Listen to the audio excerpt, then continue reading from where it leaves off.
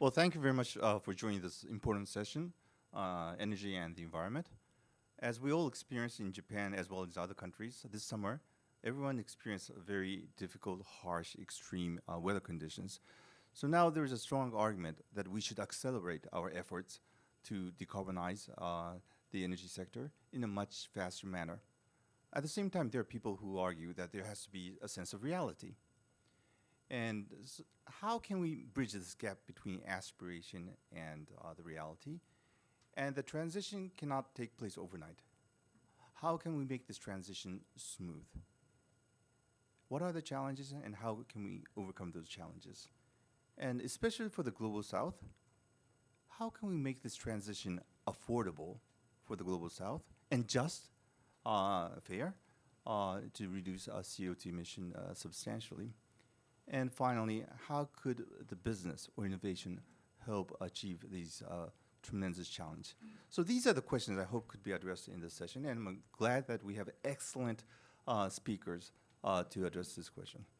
So I will start with the first round of question, the goals and the challenges. First, I would start with height. Europe has been leading this global climate issue, as you know.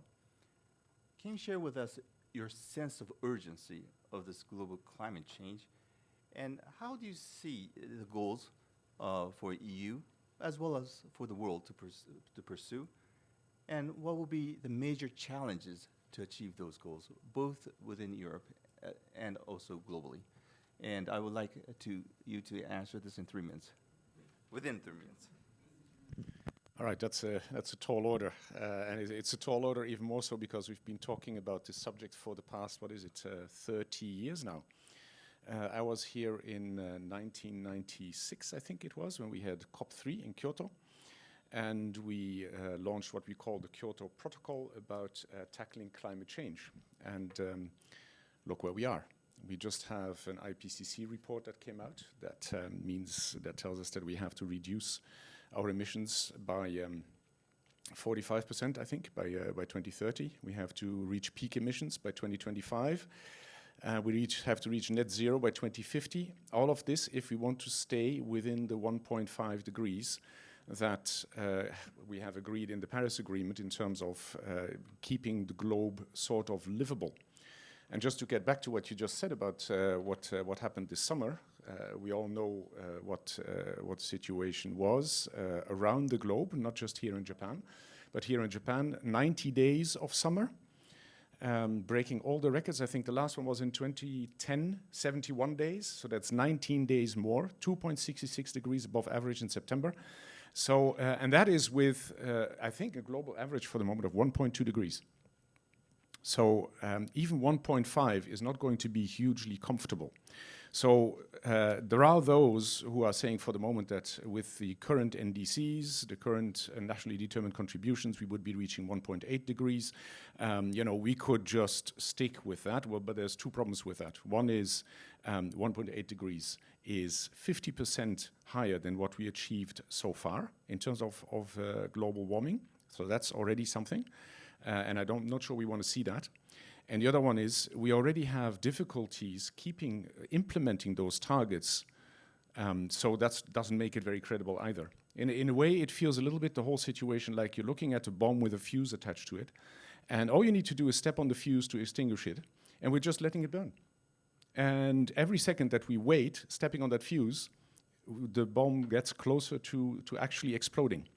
So that's the kind of urgency that we're in, and that's really not a fantastic situation to be in. So what is it that we're looking at in terms of what needs to be done? I think we have to understand that this is something that is a global transformation that we're looking at of the energy systems and of the way our economies work. Energy systems need to transit, obviously, from classical energy production to renewable-based energy production. Grids need to adapt to this. The collection of natural resources that you need for energy production, if it's not fully renewable, needs to adapt to this. But also, we need people to act. The major economies are responsible for 75% of emissions globally.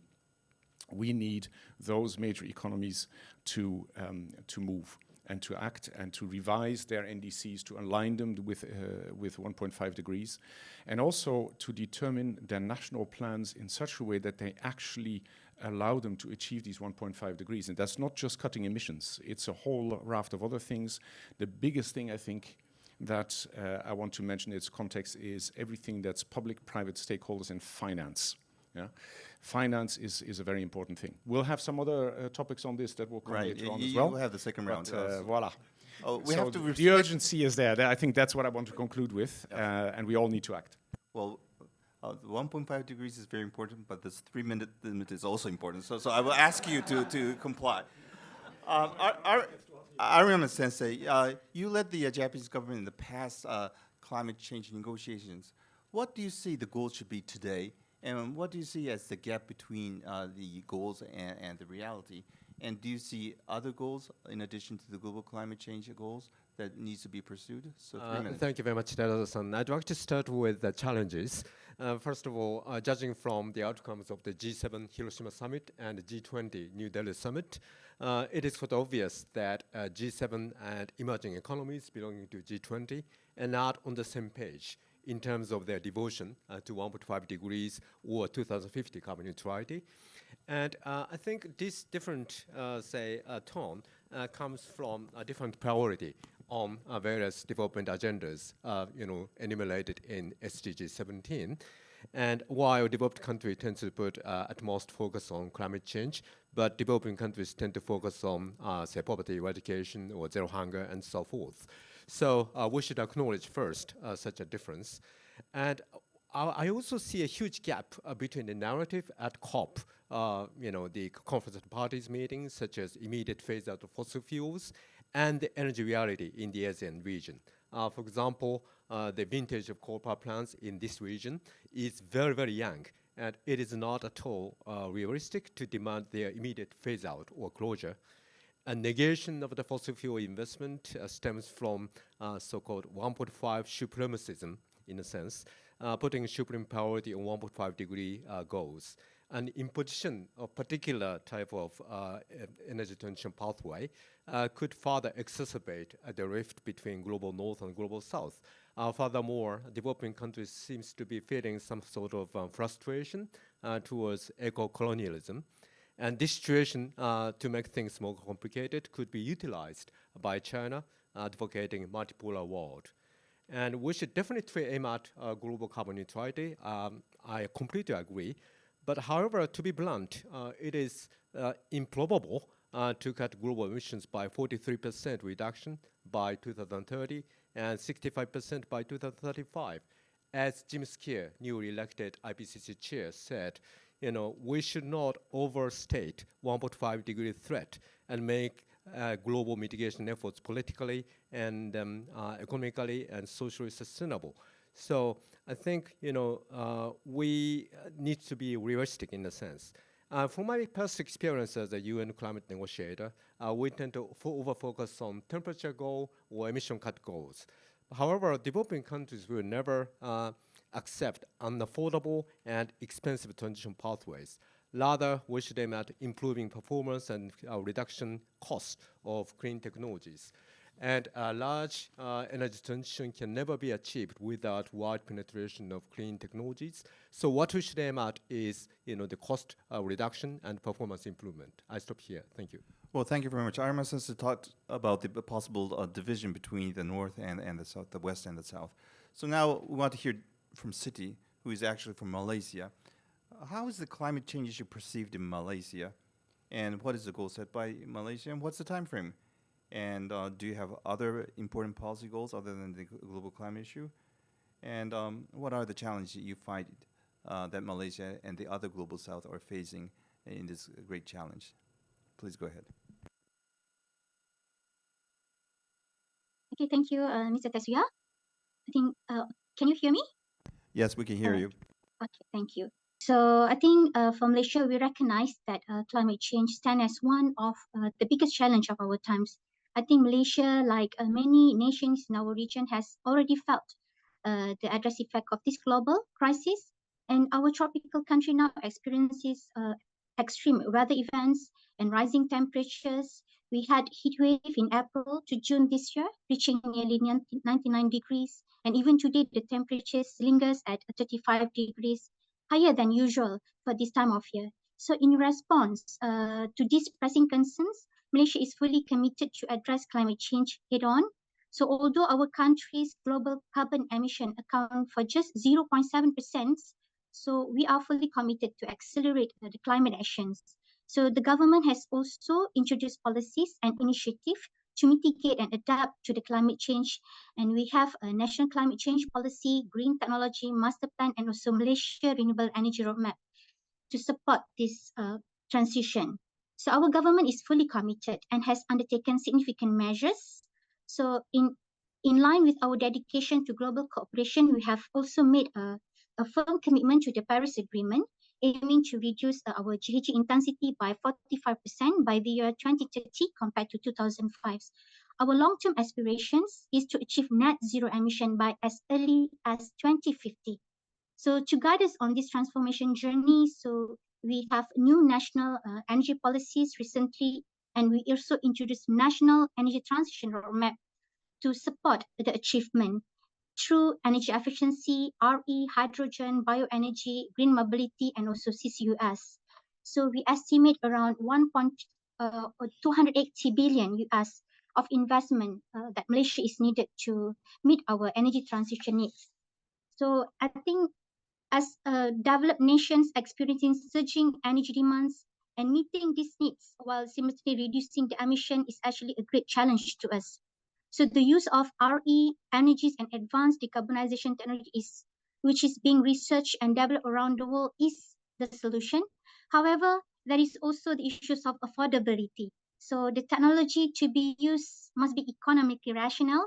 So we also, on top of that, we also need to shift our mindsets towards efficient energy You are over production 3 and minutes. also utilization. Okay, thank you. Yeah. So Toyofuku-san, Toyofuku-san appears to be Japanese, but actually he has lived in India for 18 years. So while he looks like a Japanese, he's truly an Indian. So I think it's great to have him to talk about how things will look from India's point of view, and how does this climate issue goal compare with other policy priorities, and what are the unique challenges that India faces in this great challenge? Yes, Terasa-san, thank you very much. And I just come back from India last week. So that's why I would like to explain a little bit about the background, what government of India thinking over the climate change. And I'd like to explain two topics. And I was working for government of India for 3 years. So that's why I know a little bit about the inside of government of India. Now, first topics. Now, only one private secretary is working for Narendra Modi Prime Minister. Now, Prime Minister selected the private secretary is the ex-environment officer from the Gujarat state government. And he's drafting all the speech of the Narendra Modi. 5 years back, he was posted in the private secretary for Prime Minister. After that, government of India stands for the climate change was totally changed. I think in next year in India, the general election will happen. Most probably Narendra Modi will win this election. So that's why this stance means the pro-environment policy will continue in next 5 years in India. And the second point, generally speaking, government of India will setting up the target only. The actual implementation done by the state government. And most of the important policy was started by Gujarat state only. Now, Gujarat state already launched 2-3 very critical policies how to implement the climate change.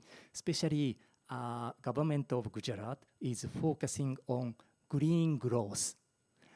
This one is influenced by Japanese government policy. Then now, I'm from the private companies. Now, private companies following this policy from government of Gujarat. So that's why I know India priority for the climate change is very, very high, and it will continue for next 5 years. Terasan-san, thank you very much. Well, thank you very much for keeping that 3-minute limit. I was not ready for the next question. Now, let's move on to the second round of questions. Now, let's go to solutions. And I will start with Height, and sorry for interrupting your presentation, but now you have time to talk about the solutions. How can Europe realize its ambitious goals? And if there's innovation needed, what would be those innovation that would help overcome those goals? And Europe is leading this global challenge. So can you share with us, with Japan or the other countries, your experience, whether successful or failure, in your efforts to decarbonize the energy sector? Those are the questions going to you, so please start. Yep. Yeah. A lot of questions for 3 minutes, I have to say. But anyway, I mean, let's give it a try. Let's give it a try. And feel free to cut me off because I'll probably be over again. I think the challenge for Europe has been getting people to change their mindset. I think that's what it is. To realize that actually changing into a decarbonized economy is not as big a challenge as it may look. Of course, it's a challenge. It's big because you have to invest a lot of money and so forth and so on. But the biggest realization, certainly at my level that I came to, is when we saw the figures on the development of renewable energies in Europe somewhere between 2005 and 2015.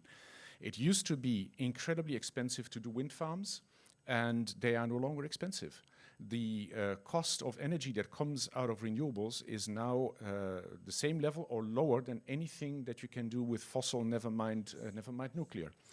So it's completely, in that sense, doable. And the other side of it is that we also achieved a development of growth in these sectors that has been completely unprecedented. They've exceeded all expectations in Europe in terms of return on investment, in terms of growth, in terms of jobs created. So this is the other thing I think that is an important part of the story. But mostly, I think, in terms of policy, what we've done over the last, I would say, 10 years, but certainly since the coming in of the von der Leyen Commission, is that we've put in place what we call the European Green Deal. And then as a consequence of what happened, of course, following Russia's invasion of Ukraine, something called Repower EU. The green thread, green thread, underlying all that is that the green transformation is actually a positive economic investment. It leads to growth, and it leads to sustainable growth, as opposed to growth that has a shelf life that is getting closer and closer. Think about the fuse I was talking about. So that, I think, is the main message for me. And then the other thing, of course, is that implementation is key. So one of the things we've done is that we've put a lot of the commitments that we have under the Paris Agreement or that we've set for ourselves, we put them into legislation, into European climate law, law on renewable energy systems, on energy efficiency, and so forth and so on. And what you see as a consequence is that you now have a bunch of young people taking governments to court in Europe over the non-implementation of these targets. So it becomes enforceable. So that's another side of that particular story. And then I'll come back to what I said initially as well. Very important part of the whole story is you need finance.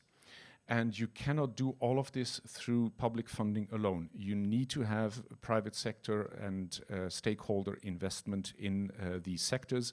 And for those of you who follow the news here in Japan, we have somebody who's not unknown as a big investor, who continues to push for green investments and who's looking to do this specifically here in Japan as well. So voila, there's optimism for this as well. I would like at some point also an opportunity to react to what was said on the G7, G20 and so forth and so on, because I think we don't have exactly the same conclusion there. Okay, well, thank you very much. The next question goes to Arima Sensei. You mentioned that there are different policy goals in addition to global climate challenge. How can we realize those goals simultaneously?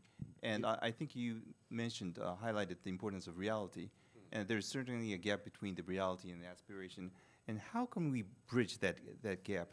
And once again, the transition will be long. It will not be short. How can we make the transition smooth, in your view? Yeah, and first of all, there are many goals, faced by international community, and that priority are different between developed and developing countries.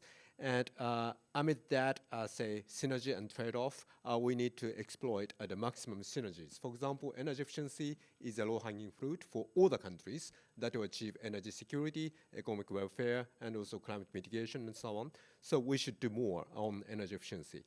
And how can we bridge the gap between reality and our aspirations? First of all, I think a developed country should acknowledge that the reality of Asian countries, which are currently very much, concentrating demand on fossil fuels, and that energy transition cannot happen overnight. And that transition pathway could be different even across the developing countries. For example, renewable energy potential is not the same across all the countries. And also, in addition, we need to acknowledge that in accordance with higher dependence on clean technologies, there will be a higher dependence on critical minerals that will have unique security challenges. Then smooth transition, given that Asian countries are still very much, they dependent on fossil fuels, we need to first consider how to reduce carbon footprint from existing coal thermal power plant through such technologies as ammonia, and also for reducing carbon footprint from gas-fired power plants, we could also consider co-firing with hydrogen. Then ultimately, CCUS is indispensable for achieving carbon neutrality in this region. And lastly, I'd also would like to urge Asian countries to speak out more, not only in this kind of fora, but also in COP. Speaking out the energy reality and to have more, how can I say, realistic debate about energy transition. Thank you. Well, thank you very much. So now the question goes to Citi. Now you have an opportunity to speak out. This is not a global forum, but this is G1. So from Malaysia, please respond to the discussions that we have having so far. So getting back to the question of solution, how can Malaysia realize growth while reducing the CO2 emissions substantially? You touched upon that in your initial comments, but please elaborate on what are the actions Malaysia will be doing to realize this carbon dioxide emission reduction. And Malaysia is a major producer of natural gas. So what will be the role of natural gas for Malaysia in this transition? And in addition to Malaysia doing everything on its own, are there any things that you would expect Japan or European countries or others to support the transition in Malaysia? And if you can speak for other global South countries, please address those possible asks from Malaysia and the ASEAN countries. So please go ahead. Okay, thank you, Tasya. Okay, basically, I think with regards to the first question, how we can actually reduce our emission, of course, we need to actually have a significant change of our country's energy mix and adopt a new technologies, as mentioned by Prof. Arima just now, the CCUS, ammonia, and hydrogen. I think that is needed. And in order for us to actually achieve this and use this advanced technology, definitely we need a huge investment. And on this note, the government cannot work alone. And of course, we require private investment and also foreign investment to come on to our countries. So on the second part, as a major producer of natural gas, I think natural gas will definitely continue to play a role in our Malaysia energy transition. And the country will need to balance the use of natural gas with the need to reduce emissions. So in this case, we are using natural gas as a transition fuel while investing in renewable energies. So we are leveraging our natural gas. So as I mentioned that in our national energy plan, we increase our target, and we also on top of that to reduce our emissions substantially. We actually have a policy that there is no coal power plant starting in 2040. So, and also early retirement for the existing. So in this case, the gas-fired generation will step in to fill up the gap left by the coal-fired capacity retirement and the no new coal addition. So it means that the gas we required to generate power, our power generation will rise around 60%. So in this case, this is where we need to have to reduce the emission, we need a CCUS and also hydrogen technology to actually help us to manage the emissions. And furthermore, the government is also promoting and enhancing the regulation on solar power, especially the rooftop installation for home and factories. So this is actually in moving towards the transition. So actually, in terms of what will be the ask from Malaysia, I think, as I mentioned, technology is crucial, as I mentioned. So I think, and developed nation, I think, as mentioned in Global South, often lack of the technology and also expertise that need for the clean energy. So in here, I think this is how we can actually need sharing a technology from the developed countries. So I think, for example, like just energy transition partnership funding initiatives. So I think this would be that would intended to provide affordable financing from richer countries to clean up the coal-dependent power grid in developing nations is absolutely necessary. So this is the thing, and in addition to that, also we need a collaboration between developed and developing nation to actually, it's very important for the just transition to the green energy.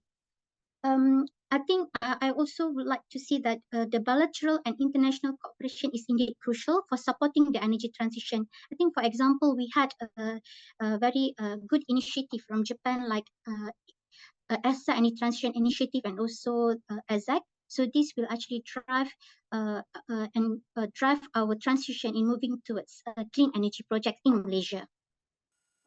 Okay, thank you very much. The next question goes to Toyofuku-san. Toyofuku-san is an executive director for Multi Suzuki. Multi Suzuki, as you know, is a joint venture or subsidiary of Suzuki, and it is the largest producer of vehicles in India. In fact, it produces much more vehicles in India than in Japan. What will be the practical solutions that Maruti Suzuki can provide to overcome the unique challenges that India faces in reducing the CO2 emissions drastically? Terasa-san, thank you very much. And in the first answer, I saved 1 minute. That's why, if possible, I would like to explain 4 minutes in this answer, I think. As we have the carbon budget, we have the time budget, so you have 1 minute extra, so use it. Yes. Last 2 years, so completely I spend time to find the solution, how to achieve the affordability and the financial viability and carbon neutrality, net zero simultaneously. Finally, I found one good solution in India. We are the automobile companies. So that's why, of course, electric vehicle is one of the solutions. But from the viewpoint of the affordability, it is not a good solution, especially for India. So that's why we found one good solution to achieve the affordability and net zero simultaneously. This solution is biogas. Yeah. Now I think that in India, 300 millions of cow is in India. It is the world's largest cow population. And if we can collect the cow dung from the 10 cows and making the biogas, this biogas can empower for one vehicle moving for 1 year. So this means 30 millions of vehicles we can provide the fuel from the biogas and the cow dung. So now I think this biogas price is almost all half compared to the petrol in India. So that's why this solution is good for rural people and the village people to use this fuel for the affordable vehicle. This could be the one good solution compared to the electric vehicle. So then now this one biogas vehicle is equal to 7 to 10 electric vehicles in terms of the global warming and the CO2 reduction. I'd like to explain why biogas vehicle is much better than electric vehicle and almost 10 times is better than electric vehicle. Because cow dung, as it is, it will generate so much methane. In COP26, methane could be one of the very harmful global house gas compared to the CO2. If we could collect the cow dung from the ground and making in the digester and take out the biogas, then if we can use this biogas for the fuel, then in the engine, this methane is burning and change to CO2. Then methane is 28 times harmful compared to CO2 in terms of the global warming. This means engine become the 28 times carbon CO2 reduction from the methane. So after that, for example, if the vehicle is running 1 kilometer, roughly the petrol vehicle will generate the 180 grams of CO2. Then electric vehicle in India, still now more than half of the electricity power was generated by coal. So that for well-to-wheel carbon emission is 50 grams per kilometer. Compared to this, if we can use the biogas as a fuel, it is minus 500 grams of CO2. This is a very good solution. And India is a very, very lucky country. Now in Maruti Suzuki, we are selling the 2 million vehicle every year. Then more than 20% of the vehicle is a compressed natural gas vehicle. So that for without the modification, we can use the biogas as a fuel for CNG. So that for it is a very good solution. Now we are setting up the 4 biogas plant in India, and we will make a Suzuki brand of gas station in India. My dream is setting up the 1,000 biogas plant in India. And if possible, I would like to export the biogas plant and the CNG car in other countries like Global South. Thank you very much. Okay, thank you very much for your excellent and very creative and pragmatic approach. Now I would like to ask Veit. If I'm not mistaken, EU has been leading the world in the shift towards electric vehicles. In fact, basically banning the sales of ICs, the internal combustion engines, with some exceptions. But now you've heard from Toyofuku-san that at least in India, maybe one option is to pursue biogas. Biogas will be using internal combustion engines. So do you find rooms for other countries to pursue other paths, not just battery EVs, just as Europe is pursuing? And the follow-up question, the related question is that Siti mentioned that for Malaysia, because Malaysia is a major gas-producing country, Malaysia sees natural gas as a transition energy, and especially to decarbonize to retire the coal-fired power plants.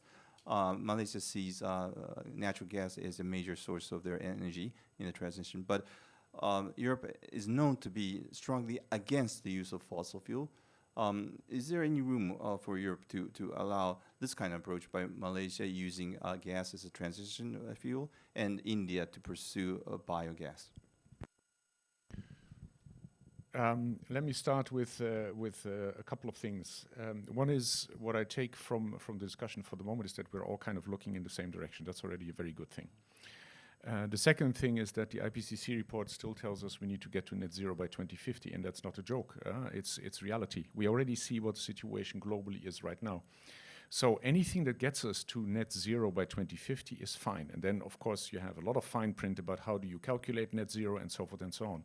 But at the end of the day, if we reflect on where we want to be as human civilization in 2050, we want to be at 1.5 degrees. So creative accounting does not necessarily help in that particular context, is how I would put it. Now, this doesn't mean that you shouldn't be doing transition.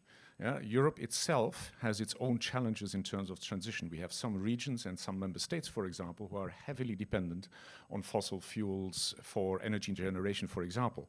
And as a consequence, we've introduced something called the Just Transition program inside the European Union, where we look not only at the energy system itself, but at the whole economy and social system around it in terms of finding the best way to help that particular region or that particular member state to do this transition towards a decarbonized energy system, decarbonized economy. At the global level, we're trying to do the same thing. I think we are the third biggest donor, European Union and its member states, in the context of providing funds for climate transition at the global level.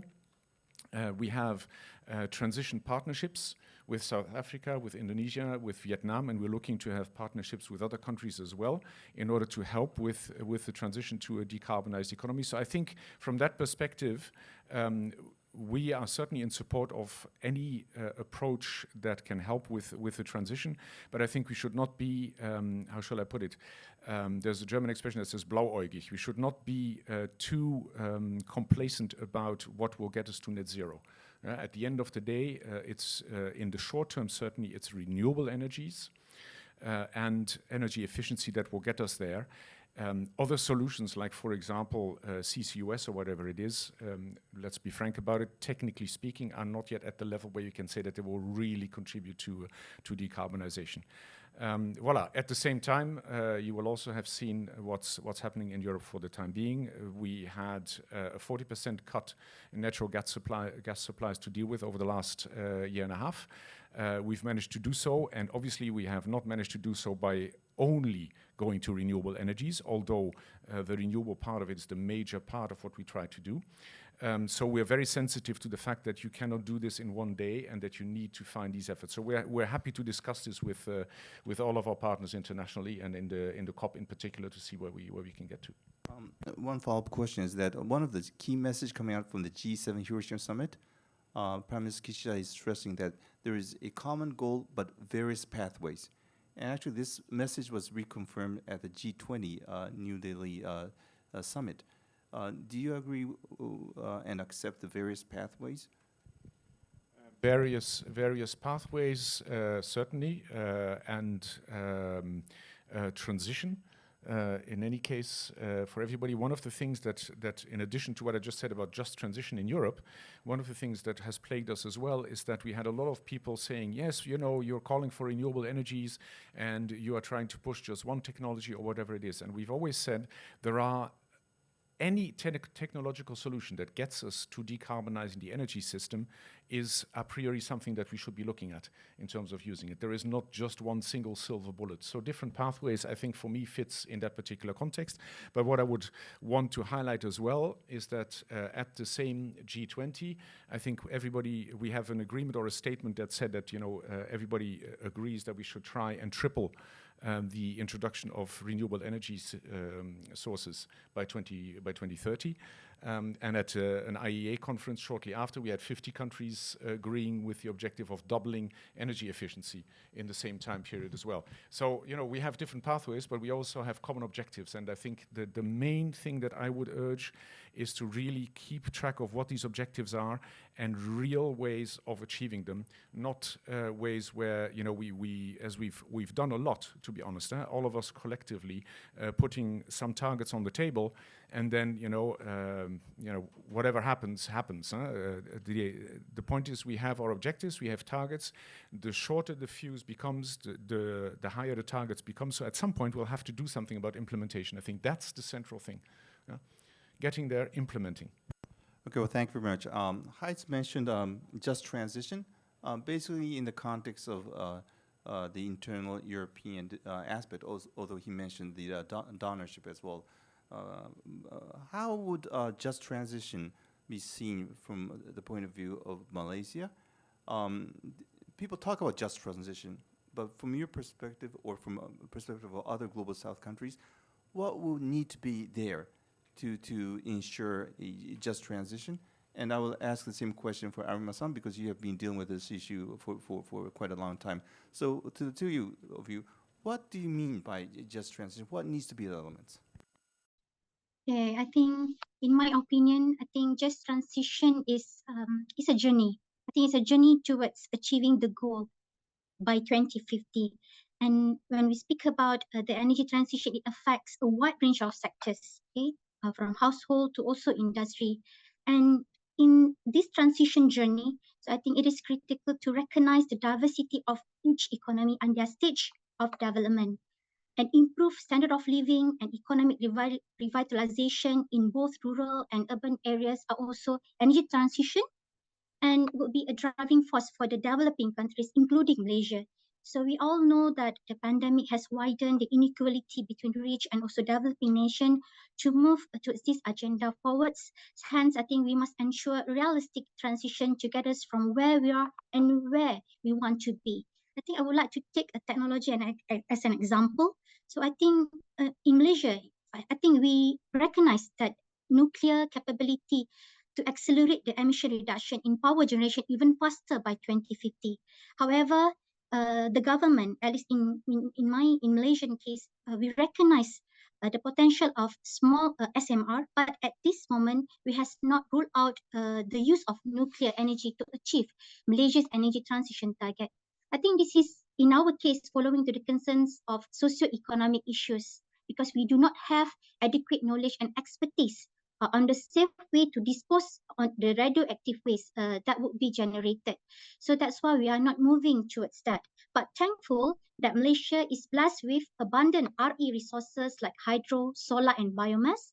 So also we with the blessed ample reserve of oil and natural gas. So for energy security, so we are leveraging and utilizing the alternative from these sources to generate more power through solar panels and RE. So it is also related to the affordability of our economy. So this is how we balance the complexity of or the trade-off between the social and economic issues against emission reduction goals. So this is a just transition in my opinion. Okay, thank you very much, Arima Sensei. Thank you very much. And for me, just transition in developing country region is affordability. So that is the utmost important for many, many countries. And looking at the situation in Japan, the government is providing subsidy for maintaining gasoline prices. And that is the case for even rich country. So what on earth we could imagine a situation that developing country can endure the higher energy cost for the sake of climate change mitigation. So that is, the reality.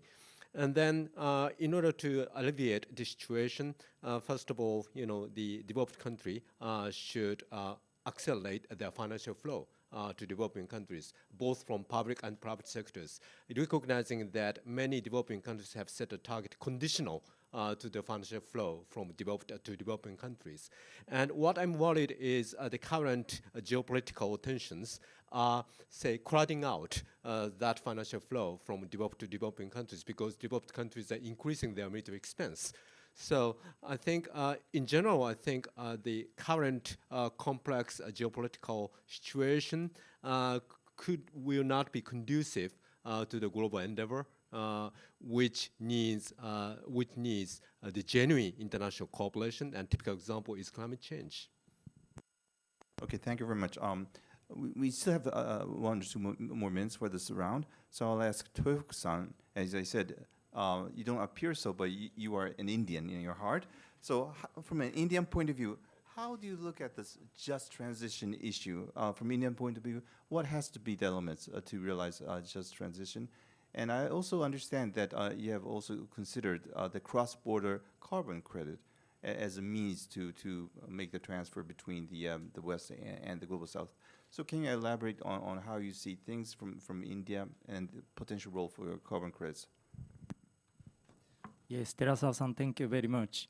Carbon credit is a very, very important solution for us because I think as a global Suzuki, so we have to achieve the net zero as a globally. But actually speaking, in Japan, it is very challenging to achieve the net zero and the carbon neutrality. And if possible, we try to get the carbon credit as maximum as possible in India. And then we can use this credit globally. This could be the good solution. And I have the good example in the Amazon and I think the American global companies try to get the carbon credit in India, and they will use this carbon credit globally. I think the global south could be the one of the solution to generate the carbon credit and selling to the global north.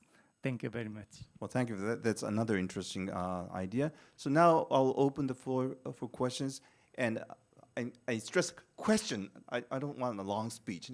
No comments. Question within 30 seconds. And if it goes longer than 30 seconds, I will cut it off. And please identify the speaker you want to have the answer. And I'll probably pick 2 or 3 questions before having the speaker's response. So please start.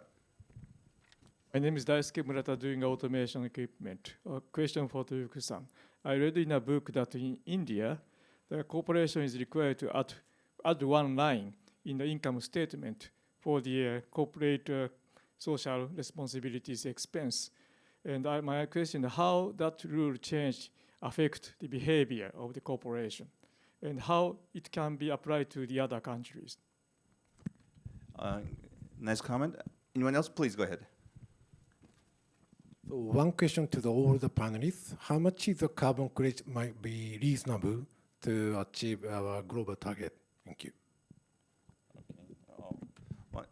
And one more with the gentleman. And I'll stop here and come back to you later. Okay. Thank you. I want to slightly push this direction away from purely climate change discussion. So only the question I want to ask, what exactly this geopolitical risk should this climate change development, especially US and China cannot work together, and also the war in Ukraine, as well as now the new one coming up in Israel. So how it will have an impact on climate change? Thank you. Do you have any speaker to respond to your question? Any specific? I'll make this a selection. For the first question, it's apparent. Toyoku-san, please answer. Actually, before answering, the geopolitical question, I'll have Fights and Arima Sensei, both of you to respond to the how geopolitics would affect this conversation.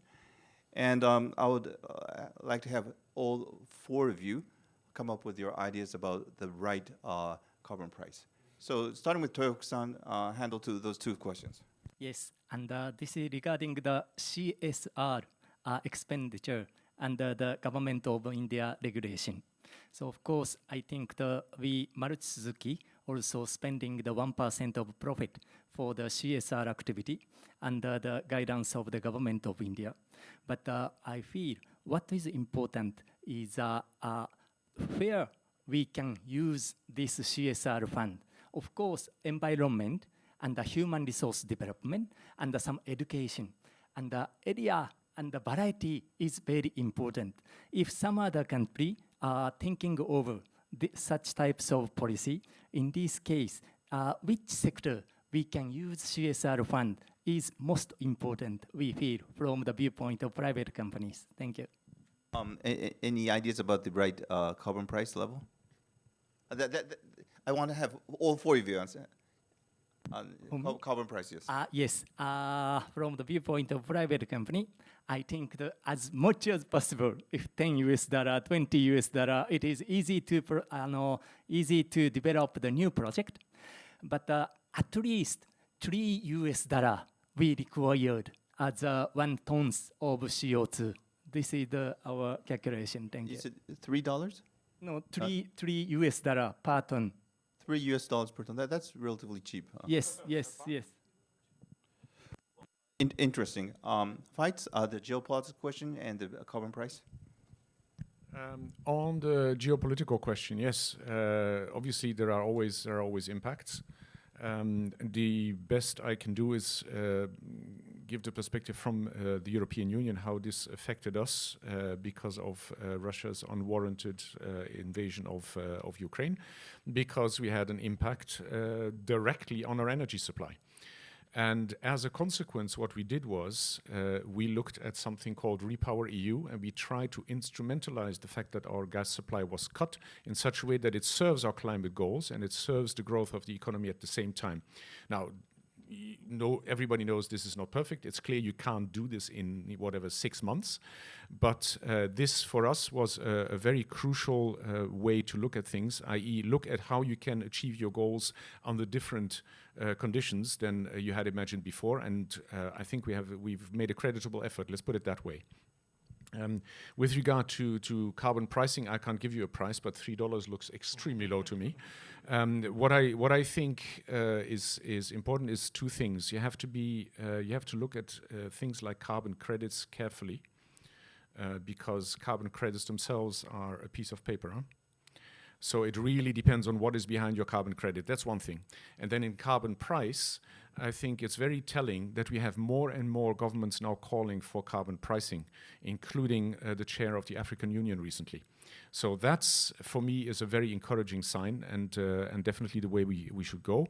And then lastly, one of the things to keep in mind as well is that we have introduced in Europe a number of measures related to this. One is called carbon border adjustment. And the other one is called I forget the exact word, but the taxonomy. Voila, that's what it is, which tries to provide guidance with regard to investment that is climate and environment friendly. So these are things that we don't necessarily do because we want to tell everybody else how to do things, but they can provide an idea as to how you approach climate change from a systemic perspective and not just from the perspective of introducing renewable energies or whatever it is. Before we go into Emerson, I need to have a follow-up question. Europe has been leading in the development of a European ETS, the trade mechanism of credit carbons. Do you accept credits like the ones generated in India in your ETS? That's question number one. And question two, you mentioned CBAM, but CBAM is basically putting tariffs against the imports from countries which do not include the same level of carbon pricing like Europeans. I understand the motivation, but would it not hurt the growth of those other countries? And isn't it inconsistent with a just transition?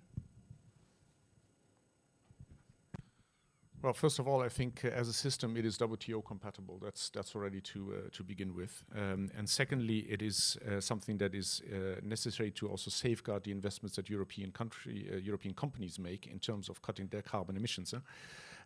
But it's something where we have dialogues with our partners about, which are constructive and positive. So I don't think that in the long run it is something that will hurt others economies in that form. On the ETS, whether we would accept these types of credits, honestly, I don't know the answer to that question. I would have to look that up. Currently, it's not included. And the follow-up question, I'm sorry to ask, for the CBAM, assuming there's a developing countries exporting products with carbon intensity, according to our understanding, the tariff will be imposed on them regardless of their level of development. Is that true, or do you consider giving some leeway for the developing countries?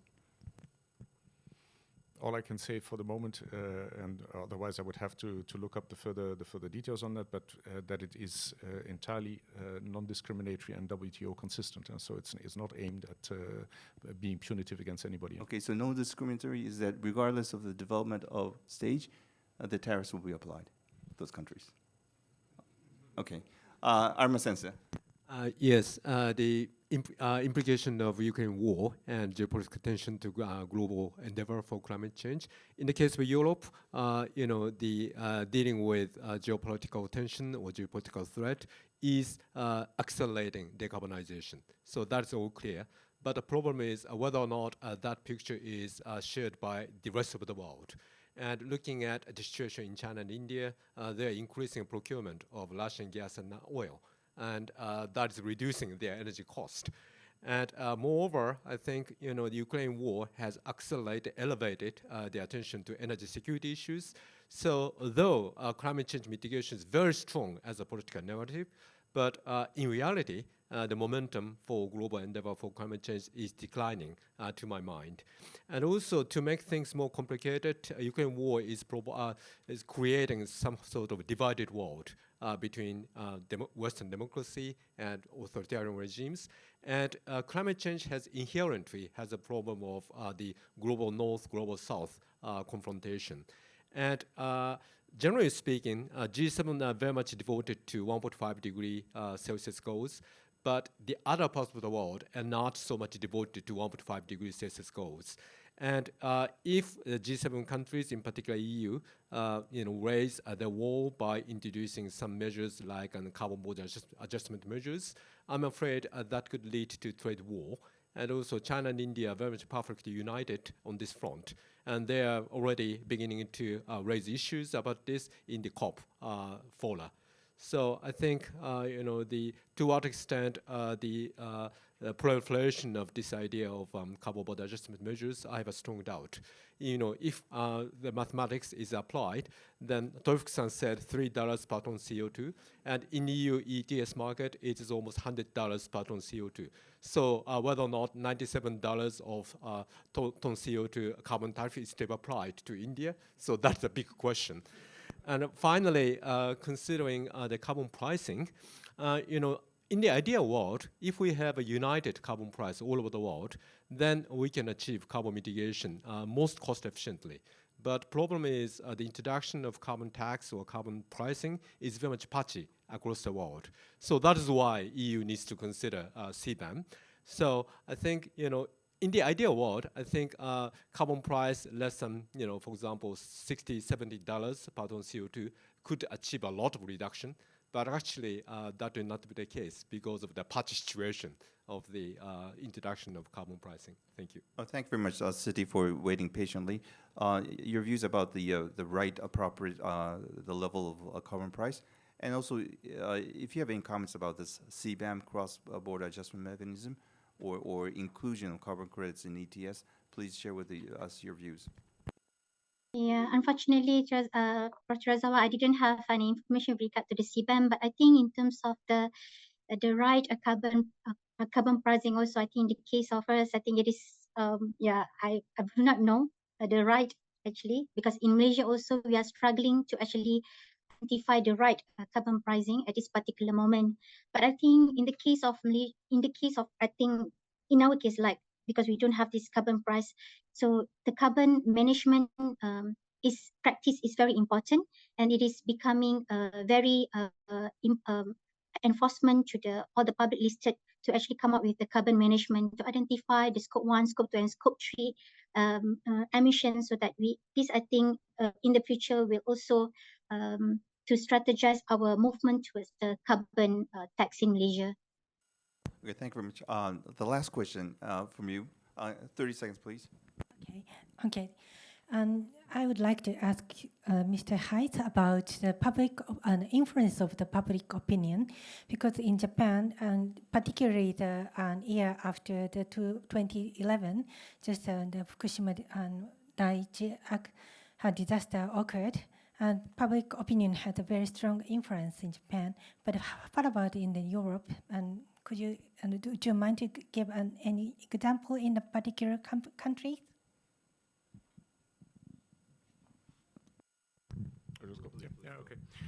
I think it's, well, in the speaking notes that I had here, it says, according to the latest Eurobarometer, public opinion in Europe is fully behind the objectives that we've set and so forth and so on. I think the reality is a bit different. But what we do have is we have a very robust public debate in Europe about environment, about climate change, about the need to introduce renewable energies. If you walk around in Brussels, where the EU headquarters are, you will see that the city has changed tremendously in terms of the way transport is handled. So you have cycle lanes everywhere. You have very, very much larger numbers of people cycling to work, cycling to go shopping, etc., etc., etc., etc. So public opinion does play a very big role. That kind of debate plays a very big role. And it's something that certainly helps in terms of how we formulate and design our policies. But behind that, there is also the perspective that we are really trying to look at how can we make or maintain our level of economic wealth, if you will, whilst changing the whole way in which our economy functions. And that's the approach that we're trying to follow, and where we're trying to, frankly, be as helpful as possible also at the global scale, because with 7% of emissions, the EU is not going to do it by themselves. Okay, thank you very much. Unfortunately, time is up, and also our time against the global warming, we are running against time. We didn't come with any conclusion, but I think we understand the complexity and diversity, and things will look differently from different players. And also we had very practical solutions from Toyofuku-san. So I think many of you are from the business sector and from the tech sector. So please come up with the concrete solutions to deal with this great challenge of today. So thank you very much for joining us today, and please give a big round of applause for the speakers.